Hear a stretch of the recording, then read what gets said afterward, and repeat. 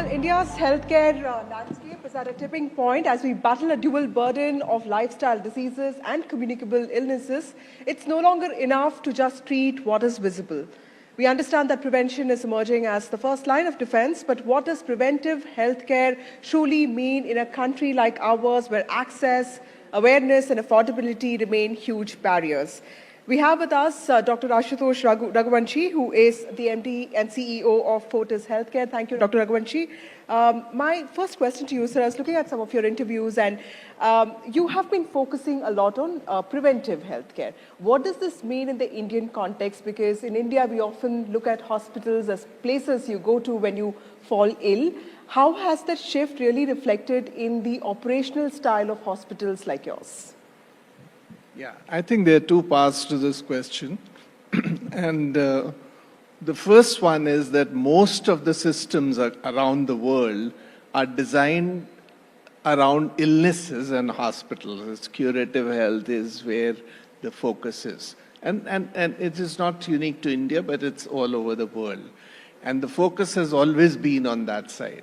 However, I think in a country like India where there are two diverse sets of population. We have a rural population which is suffering not only from the exposure to communicable diseases which are still there. There is still a significant burden. They are also having non-communicable diseases. Incidence is increasing as well at the same time.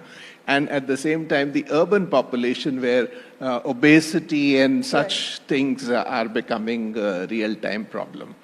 So in a country like India, if you look at our healthcare budget, and if we focus that entire budget on the curative side of this, we simply cannot afford as a nation. So prevention is an important part. Having said that, prevention is not something new. Preventive medicine has been there for a long, long time.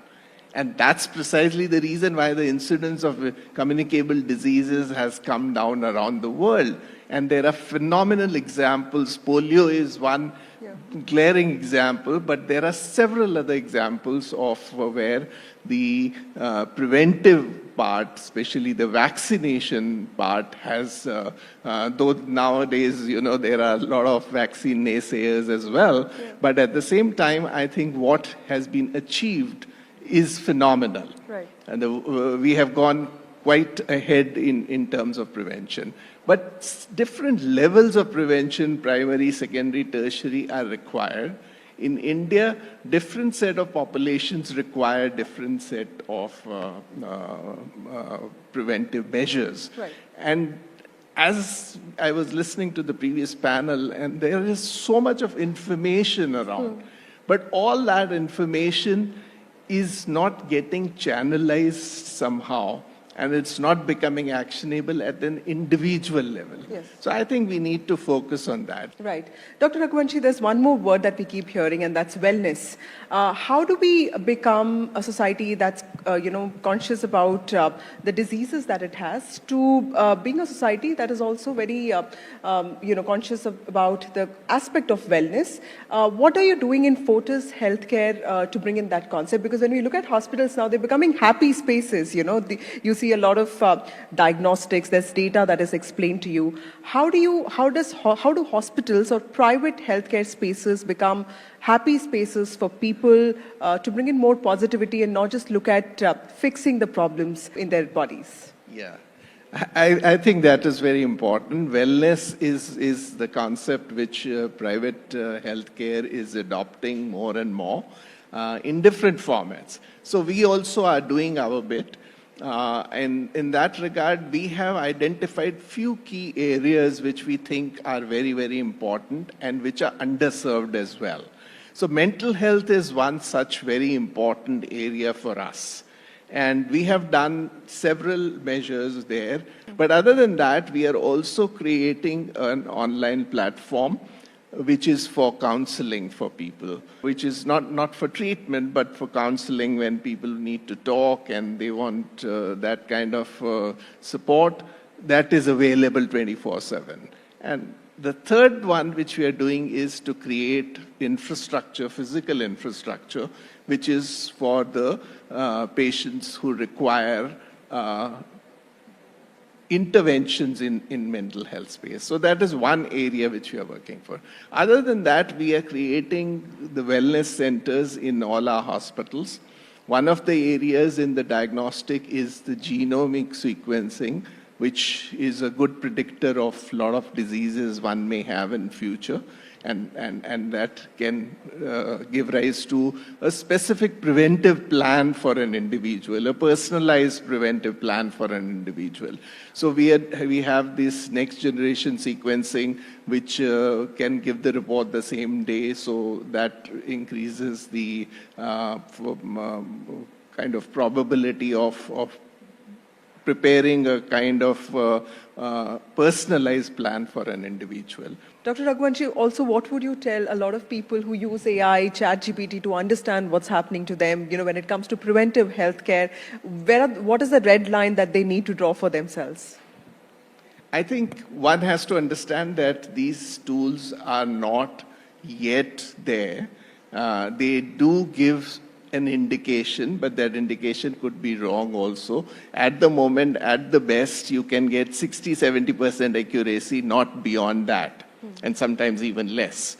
Because ChatGPT is going to give you analysis based on what inputs you give.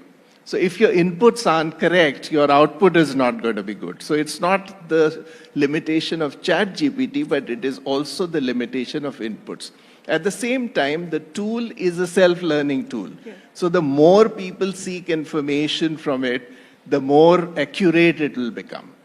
So at the moment, I feel that its role of artificial intelligence is only in assisting doctors in making diagnoses or getting to some conclusions. But for patients to self-manage based on ChatGPT is a little risky at the moment. Do you see a lot of patients coming to you after looking at what ChatGPT is telling them? Do you have to face those challenges of telling them that this is not entirely correct and I'm going to tell you what is important? Yeah, I am not in clinical practice at the moment, so I don't have personal experience like that, but I do keep hearing all the time that this happens, people come with their symptoms. But an aware patient is always better than a patient who's not aware. So I don't think it is a negative that people are doing research on their symptoms on Google and ChatGPT or whatever other tools they might use, because that means they are taking care of their health and wellness becomes an important part of that. Right. So I think an aware patient is a better patient. Okay. Dr. Raghuvanshi, also, a wellness-driven approach, does it work for big hospitals like yours? Because a lot of it is dependent on patients who are ill, who have these severe illnesses. How has it worked for Fortis Healthcare, the shift of going to preventive healthcare from something like, just say, that was centered around illnesses? So it is not binary that you do preventive care or you do only curative care. Both the areas are equally important. And both will be required. As I was saying earlier, that preventive care has been there for a long time, but it has to become more focused. I think both have to be done. For private setups, it is a challenge to decide because there are commercial interests, etc. However, it is a moral and social imperative on the healthcare industry. Unfortunately, we call ourselves healthcare industry, but we only focus on illness. That should not be the case. We should be focusing on good health. That's very important.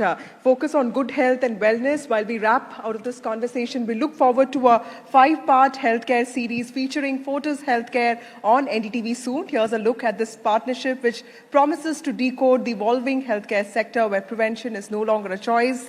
It is a necessity and wellness is priority, like Dr. Raghuvanshi also said. Let's have the logo now.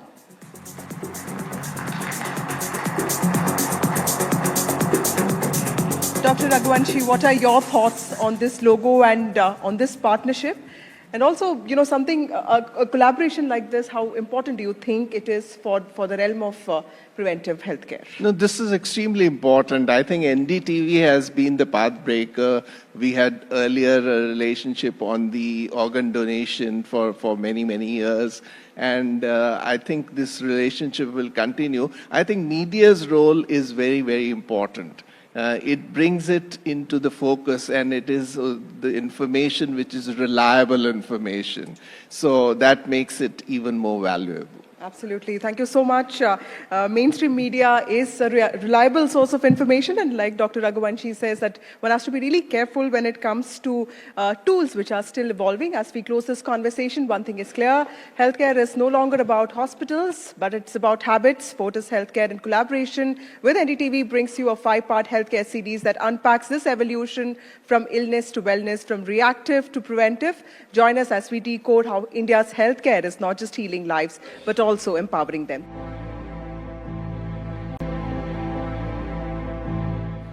In today's fast-paced world, stress has become a part of our daily lives.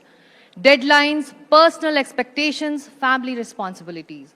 We all deal with pressure, but the important question is, when does daily stress stop being normal and become a serious mental health concern? आज हम बात करेंगे कि मानसिक स्वास्थ्य के संकेतों को कैसे पहचाना जाए और कब ये सिर्फ थकान या तनाव नहीं बल्कि एक गंभीर समस्या बन जाती है. And also, when should we seek help and from whom?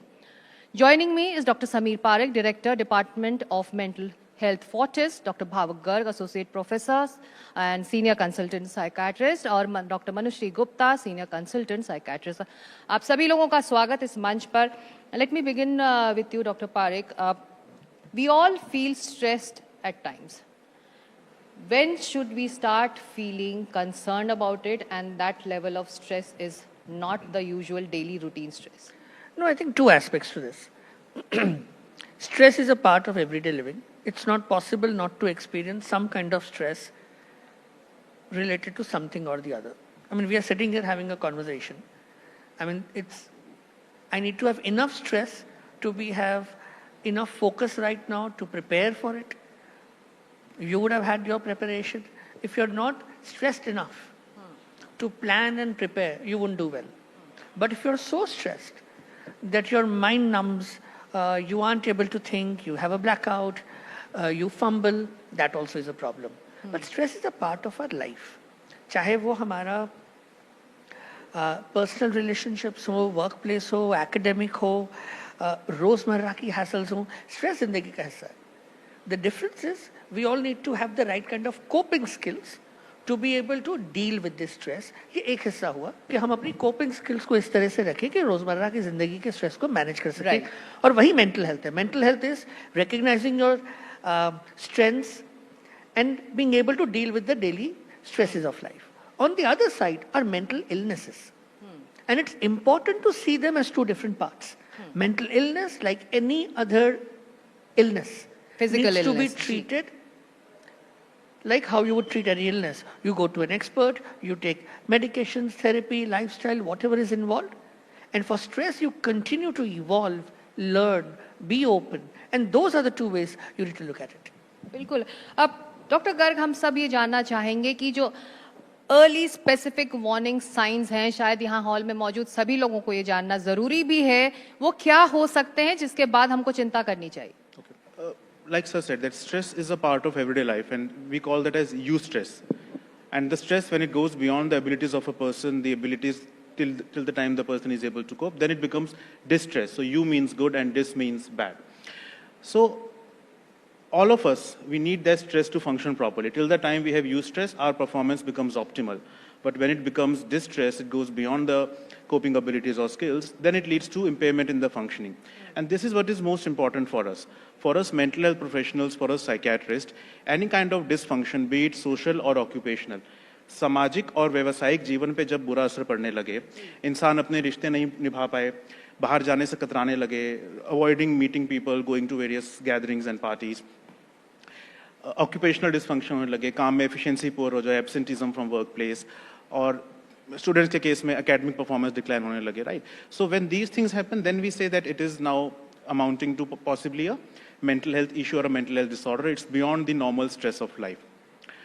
Similarly, जो warning signs की अगर हम बात करें, so they will also occur on a spectrum.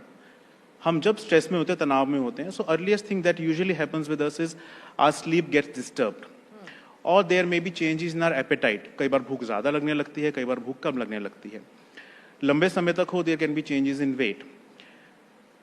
छोटी छोटी बातों पे we start getting irritable. बहुत जल्दी चिड़चिड़ापन होने लग जाता है. कोई कुछ भी कहे, we snap very quickly, we reply back harshly, or we are not able to comprehend a situation. Suddenly going blank. Conversation में हम involved है, suddenly our mind may wander. We get distracted very easily. So these are some signs which show that there is some mental health stress, irritability, impairment in sleep, change in appetite patterns, change in weight, snapping easily, right? So all these are indicators or early warning signs of stress. But at the same time, again a word of caution, just having these does not mean कि mental health disorder or mental health issue हो गया है. Only if they are present, which comes to the second part of how we define a mental health issue or a mental disorder, if it becomes persistent and pervasive.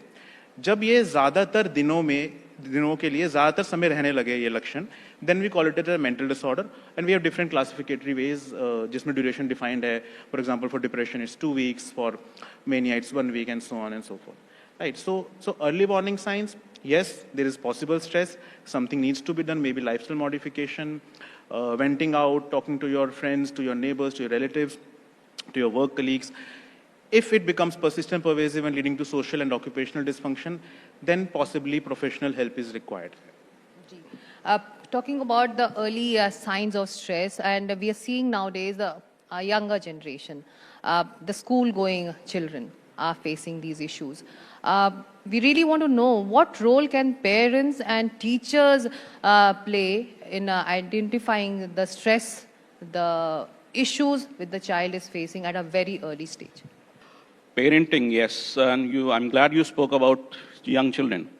So it's been known since last 20 years or so through a robust body of evidence, such studies which have been carried out over 50 years, 60 years. They have identified parenting as the most important risk factor for somebody to get mental illness later in life. So we don't emphasize parenting enough, and we are all at sea how to do this job very well. So parenting skills, parenting workshop is very important.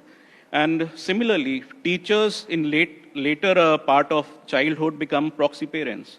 When the child starts to withdraw from his immediate parents, the parental figure, teachers are the next important figure in anybody's life. So it cannot be overemphasized that parents in early childhood and school teachers in later childhood play a very important role in the identification of stress, mental health issues in young children. Now, it has been known for some times that early childhood adversity, any kind of trauma, any kind of abuse, like for example, bullying in school, or any kind of physical or sexual abuse that a child may go through at home or school, is a very important risk factor for mental illness.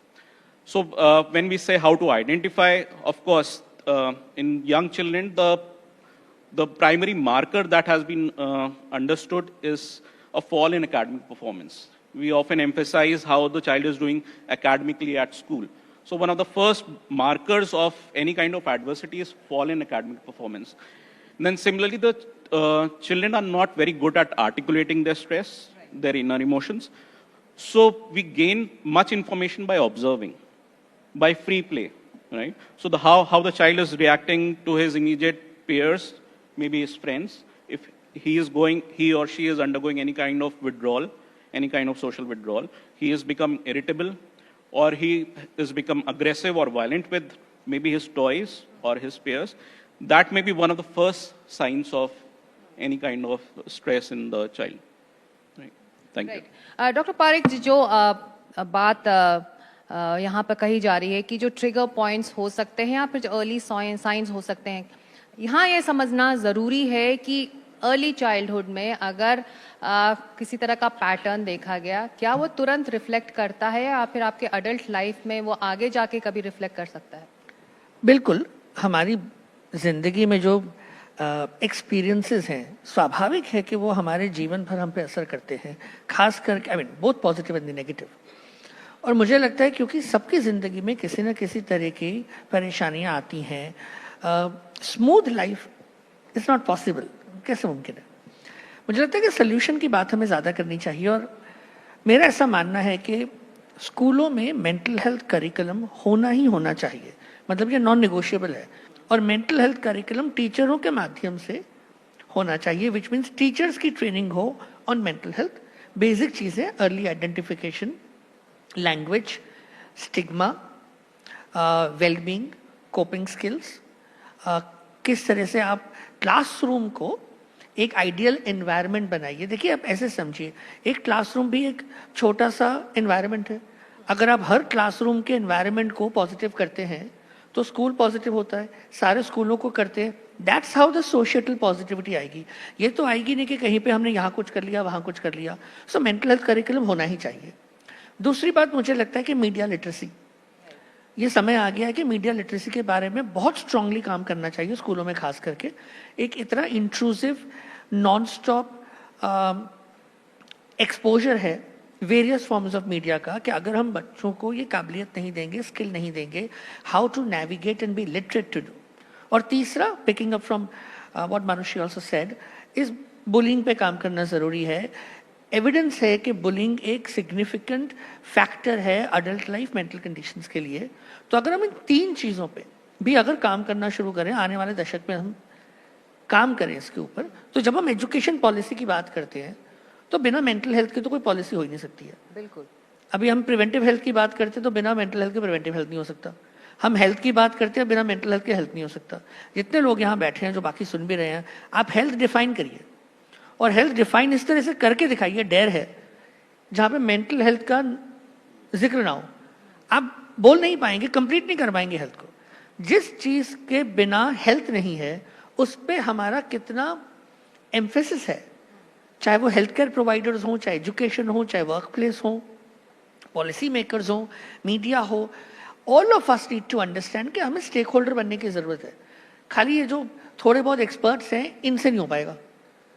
Advocacy की ज़रूरत है, और उसके लिए every person has to become a mental health advocate.